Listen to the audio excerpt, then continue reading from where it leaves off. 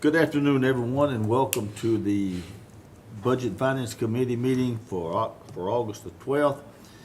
We'll do a roll call vote to call to order. Alderman Speedy, are you present? Yes. Alderman Peterson, are you present? Yes. Alderman Shore, do you have not present? Chair is present. Let's do a approval of the minutes, which is item 1, consideration of approval of minutes of the June 10th, 2021 Budget and Finance Committee meeting. I'll entertain a motion. Move for approval. Second.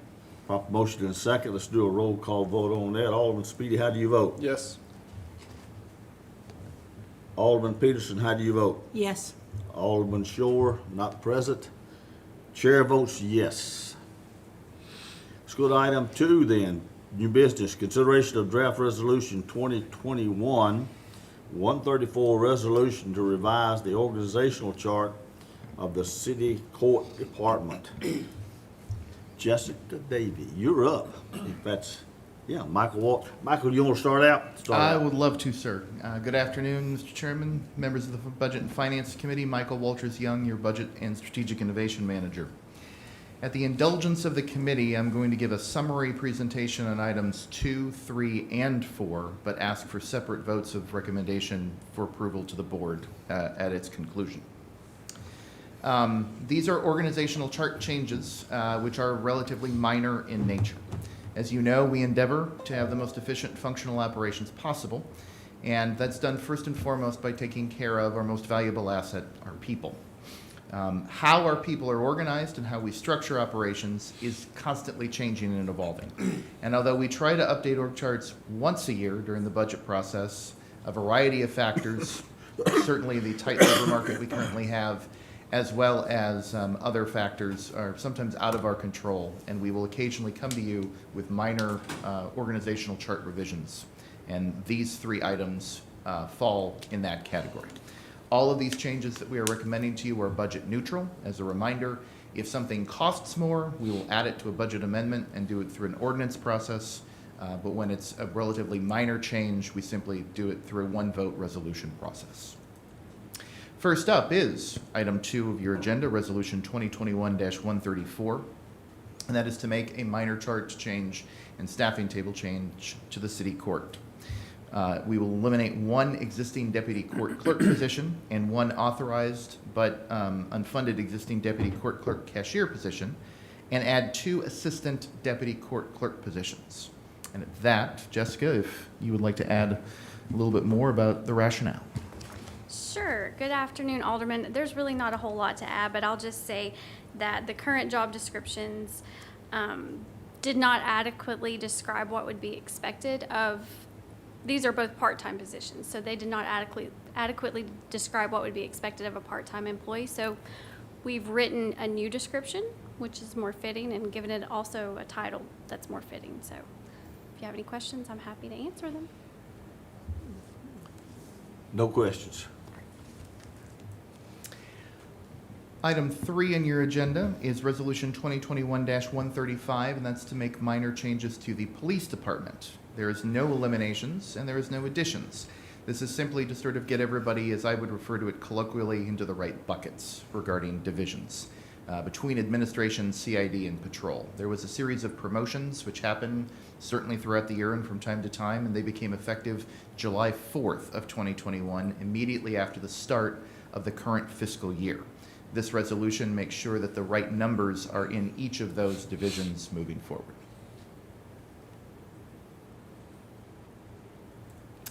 And finally, Resolution 2021-136, which is item 4 in your agenda, is the most, I wouldn't say substantial, but certainly the most change-worthy of the org chart changes. And that is to eliminate 1 administrative assistant position at grade D, currently vacant, within the Sanitation and Environmental Services Department, and add a new Public Education and Customer Service Coordinator position at a higher grade, or grade F. The rationale for this change is that there has been a developing need within the Sanitation and Environmental Services Department to foster public education offerings, recycling efforts, and overall response to customer concerns. The primary focus is to develop education programs and presentations for public schools, as well as neighborhood associations within our city, to have them more aware, certainly, and encourage recycling, but also aware of the city's service offerings. And this position will also fulfill the role that the prior administrative assistant did to assist with customer service calls and provide backup for the office manager when they are not available. Mr. Helty, your assistant city administrator for public works, is available if you have any further detailed questions regarding that change. Any questions? One small question. I know they're all, you said budget neutral. Is there a difference from the D to F, or how is that accounted for? So there certainly is a difference between a D and an F. It's budget neutral for fiscal '22. We generally would post something at the first quartile, or up to we would budget a position at the first quartile. And the first quartile for an F is certainly higher than the first quartile of D. However, the budgeted position for the year for the vacant position, which is a grade D, is $44,000. The amount of salary that would be spent when this position gets filled 10 months into the fiscal year is just under that. So for the current fiscal year, there are sufficient resources to fill this position accordingly at that higher grade level. But next year, it would reflect the full 1 year's. That is salary. correct. Okay. And that would be loaded into the formal fiscal '23 budget submission from the Sanitation Environmental Services Fund. Any other questions? Any other comments? All right, well, let's take item 2, and we'll take a vote on that. And the motion would be to approve to the full board, items 2, 3, and 4, those organizational chart changes. And I'll entertain a motion on number 2, which is the draft resolution 2021-134. Do I hear a motion? So moved. Do I hear a second? Second.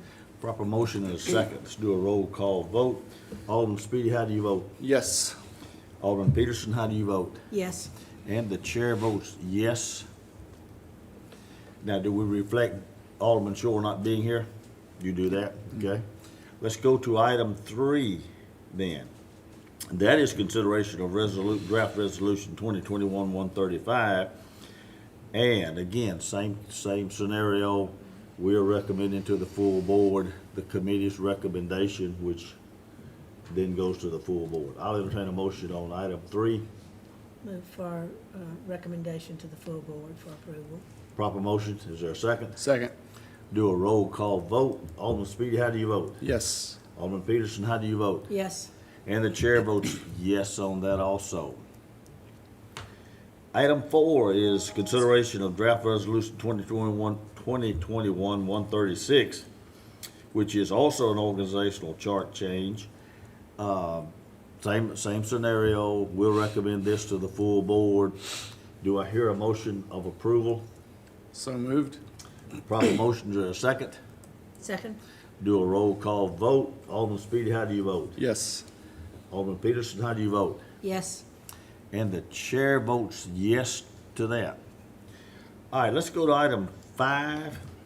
Report on the issuance of the Series 2021 Water and Sewer Revenue Bonds for funding, in part, the upgrading expansion of the wastewater treatment plant.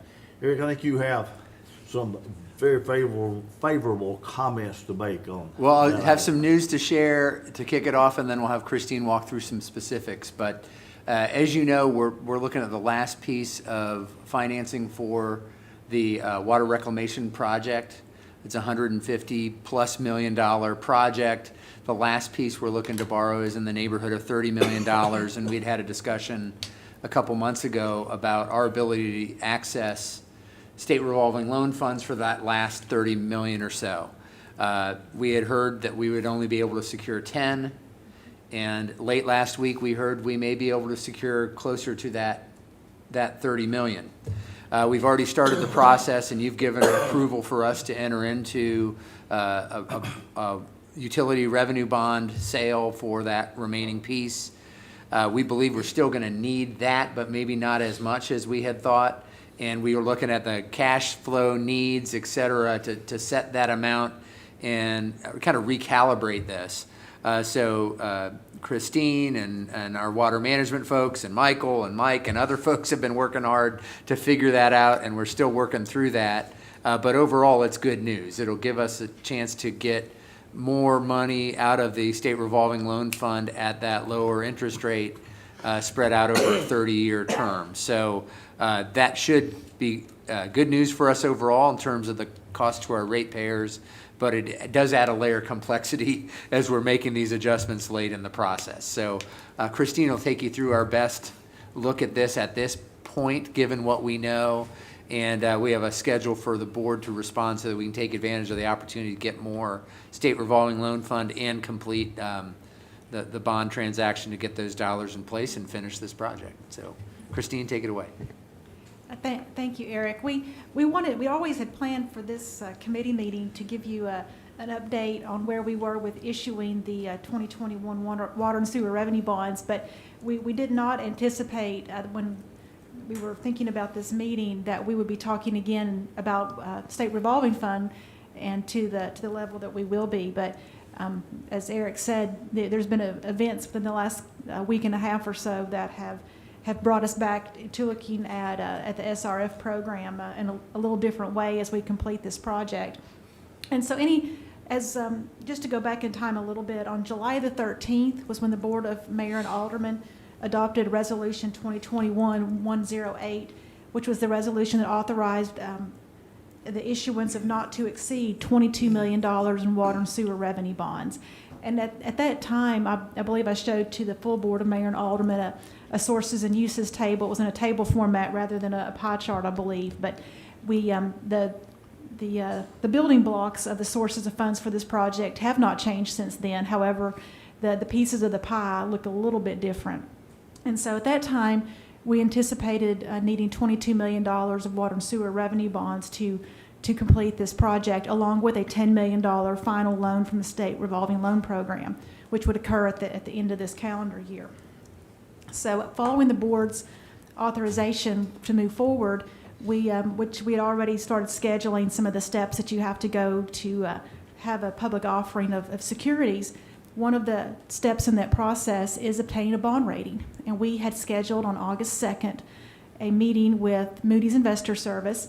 That includes Mayor Moore, our city administrator, Eric Stuckey, participated in that presentation, and we had that scheduled to go on August 2nd. Late in the day, August 1st, SRF contacted us by email to say we have additional funds available if you still need that. The timing of the additional funds was still the end of the calendar year, but they did have more than the $10 million, which they told us on May the 15th. So what we ended up doing was we still had our presentation to Moody's the next day because we certainly knew we still needed funds because this project's in its final year, and we knew that we certainly paid monthly bills on the project. We went ahead, had our presentation with Moody's, but then we circled back again and looked very closely and recalibrated our cash flow for the next 10 months or so to finish the project. And we even looked at the potential cash flow of contingency that's remaining in the project, and really looked to maximize the SRF funding as much as we could. However, making sure that we have sufficient cash for the months of, actually, we are currently actually using our cash reserves beginning in June. And so we wanted to get through months of June, July, August, and September, which on the average monthly expenses on the project are $4 to $5 million a month. So we are in a heavy period of cash flow on the project. And so with that recalibration, we are still borrowing $22.5 million for the rest of the project. It just looks different in the allocation between state revolving fund and a water and sewer revenue bond. And this sources of funds is we now have a $13 million project fund deposit from a water and sewer revenue bond. That's different than the $22 million. And rather than a $10 million final SRF loan, that will be $19.5 million. And so we notified Moody's about a day and a half ago of the change, and they are going back to committee into this week. We provided them the schedules that they needed to review for a project fund deposit of $13 million from a water and sewer revenue bond rather than the 22. And certainly the resolution that was approved by the board allows the issuance of less than it was a not to exceed 22 million. And the mayor is allowed by the terms of the resolution to sign documents to issue less. And that will be the case in the revenue bond of proceeds of $13 million.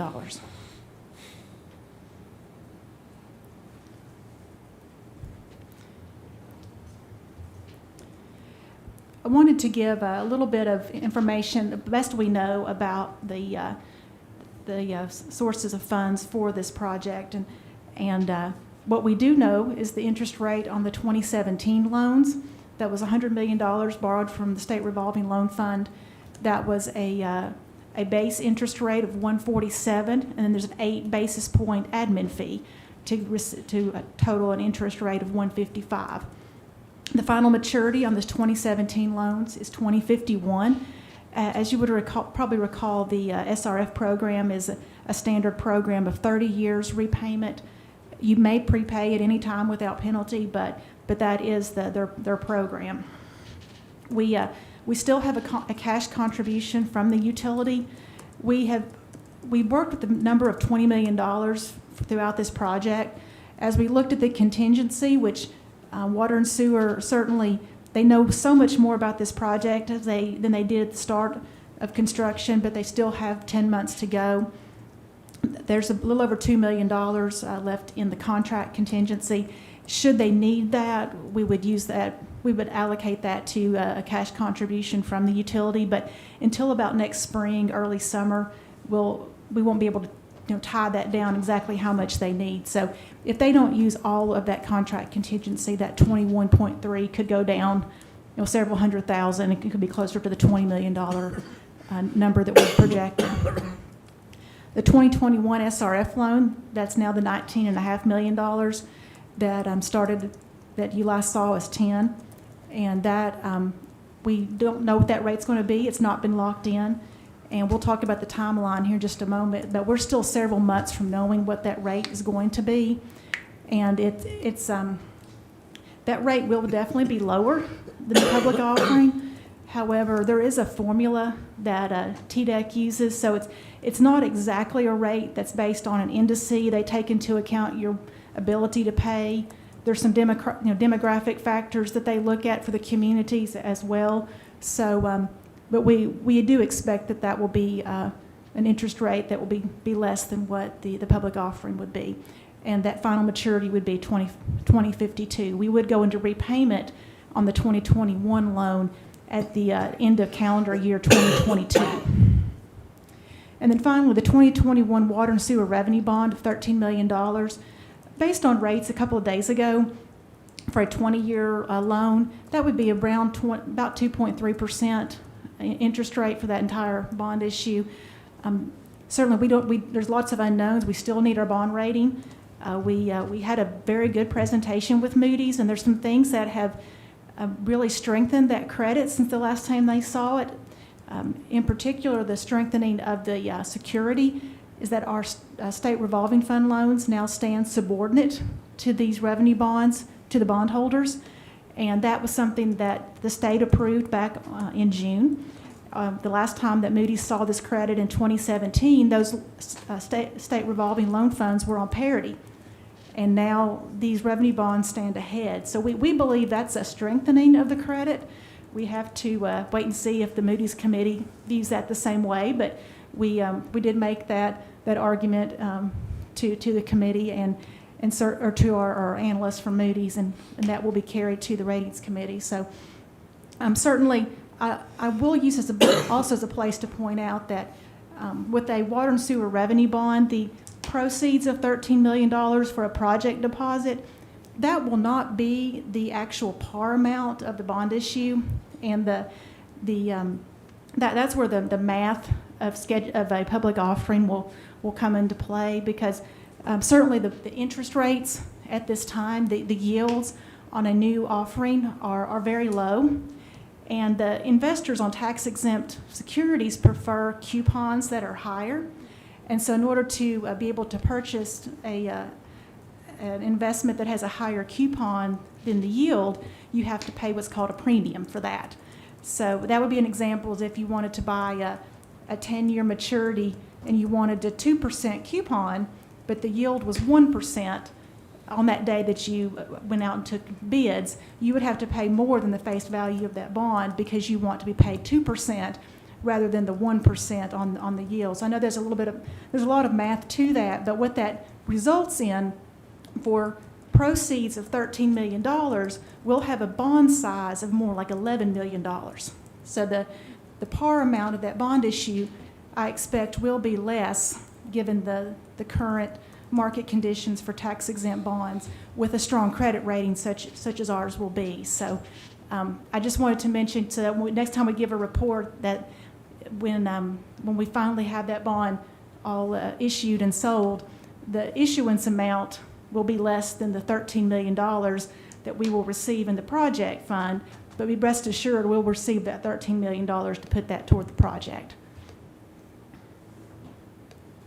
And that is a 20-year amortization rather than 30. 20-year is what we issue for our our city-issued debt on public offerings is 20-year amortization is our standard. So that's why the final maturity is 2042, and that's shorter than the SRF loans go out.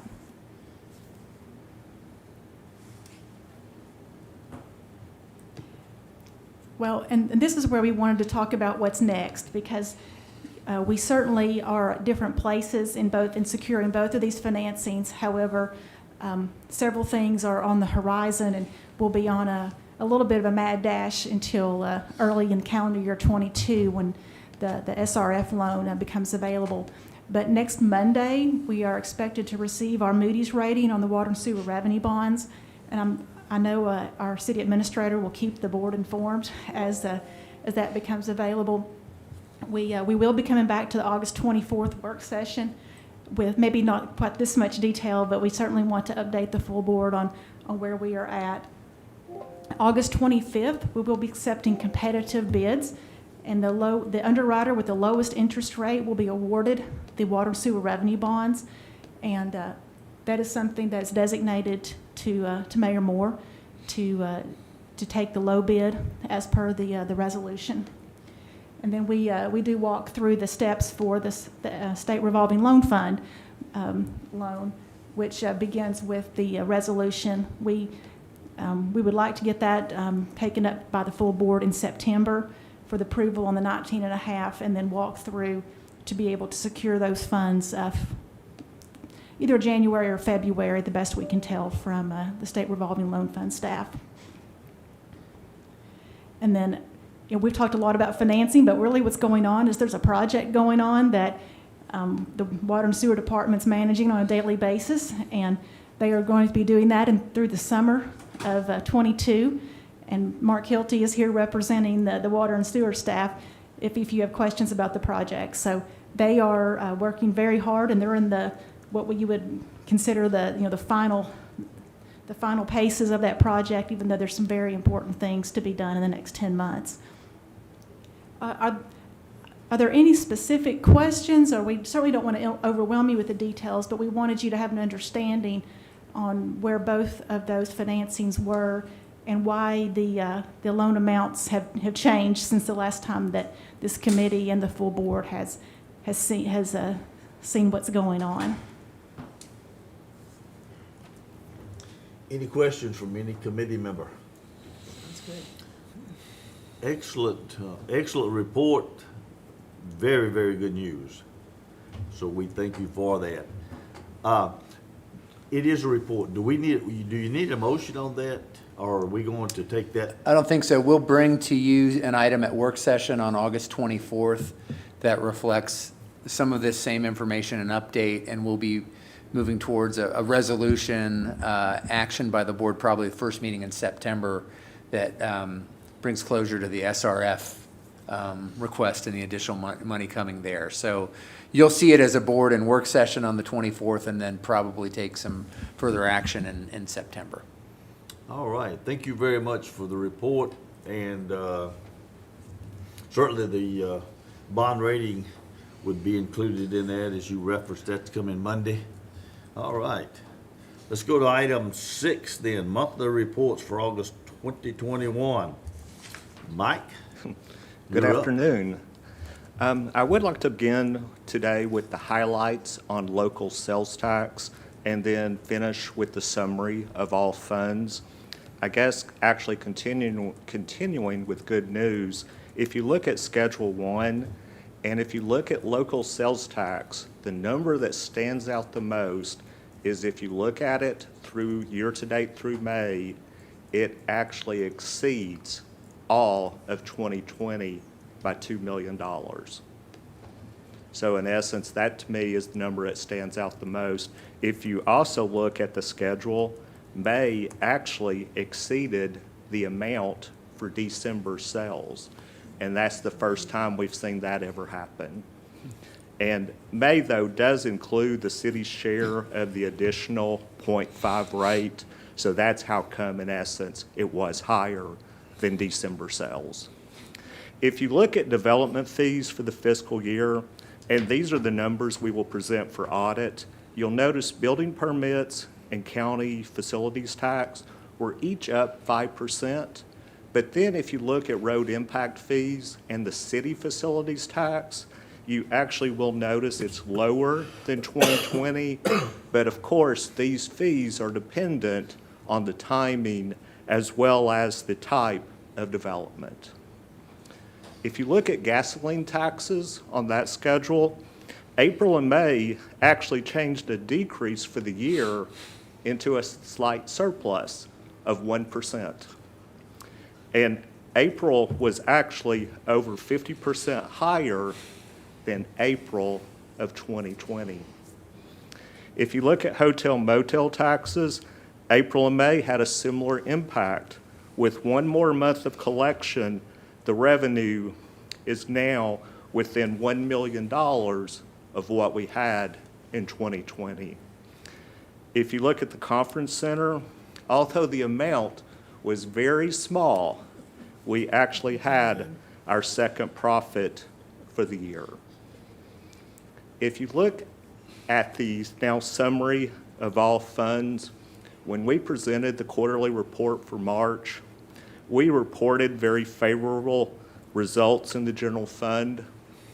And in the April and May monthly reports, you'll notice some unique numbers. That surplus kept increasing. However, we believe this amount for May will actually be the high point as we're closing out the fiscal year. For the month of June, we do know we have $4 million of additional expenses. There was actually $1 million additional contribution to the closed pension plan, and that's in June. There's actually $1.5 million that will take place from the third payroll in June, so an extra payroll. There will be $1.5 million for transfers to other funds that hadn't happened previously.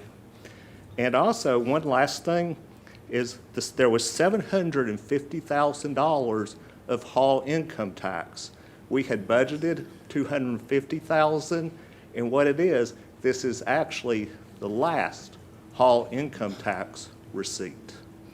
So that was kind of, I guess, the summary for the monthly reports. If there were any questions from the committee. Any questions? Yes. I had one question that got asked to me by a constituent on the road impact fees, and this, Eric, you may be able to answer this generally. There's probably a different calculation for commercial development and residential development. Yeah, The question kind of came from, we're getting all these jobs here. If they don't live here, they're still driving on our roads. Yes. So each classification they use has basically a traffic generation factor included in it. So we the broad categories each have that assigned to it, and we allocate the relative costs to those by trip generation, essentially. So yeah, you'll see that higher rate in commercial than you'd see in a residential development and how we allocate that. I thought that was the Yeah. answer, but I didn't know. Yeah, and that's why we update it to on a fairly regular basis so that we get that approach, that relative share updated, and then the costs of the infrastructure is updated as well to spread those costs adequately. Any additional questions? Sales tax news is outstanding, isn't it? All right. And of course, that's reflective of economic activity, but the rate change That's right. Right. is the and biggest rate factor there. change. You've got an additional half cent that you're getting credit into our, as a revenue for us. So the half of a percent has added how much? Because we didn't start getting that till what, April? Yeah, So April April and 1. May. So, gosh, it's, Well, we were doing 7 on million. average, it's generating what, A in a year. year, about $7 million a year? It ended up being a little bit more because Yeah. Mm-hmm. once we got, kind of back going again, it was about $700,000 Yeah. a month. Yeah. So it- Alderman Peterson, do you have any questions? No questions. Mayor, do you have any questions? Just smiling. I hear you. Anything else to come before this committee? If not, I'll entertain a motion to adjourn. So moved. Proper motion to a second. Second. All in favor indicate by saying aye. Aye. Any opposed? Mark, you're not opposed, are you? Okay. I thought Mark was shaking his head back there. He was. I guess he was just seeing if it was still maybe attached.